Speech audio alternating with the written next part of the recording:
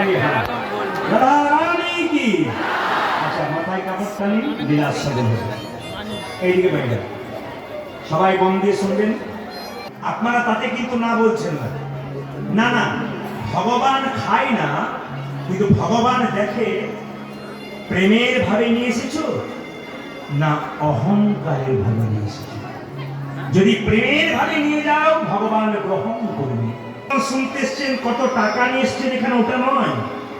তুমি তোমার মনটা গোবিন্দের চরণে দিলে কিনা। যে যেখানে বসে আছেন একবারে ভাগবতীয় কথা, মন মনা মত ভক্ত মত যা জীবন। তার মানে কি, তুমি তোমার মনটা গোবিন্দের চরণে দাও। যদি কেউ মনকে গোবিন্দের চরণে দেয় তার জীবন সুন্দর হয়ে যায়। আজকে আমি দক্ষিণ 24 পরগনাতে থাকবো না। হরগপুর বলে একটা জায়গা আছে, বড় রেল স্টেশন, আপনারা জানেন। তার কিছু দূরে একটা গ্রাম আছে, গ্রামটার নাম ধারেন্দা গ্রাম। ওই ধারেন্দা গ্রামে দুজন স্বামী স্ত্রী বাস করত। স্বামীর নাম কৃষ্ণ মণ্ডল আর স্ত্রীর নাম দুরিকা দেবী। লীলাটির নাম কি কালকে বলতে পারবেন তো? লীলাটির নাম কি?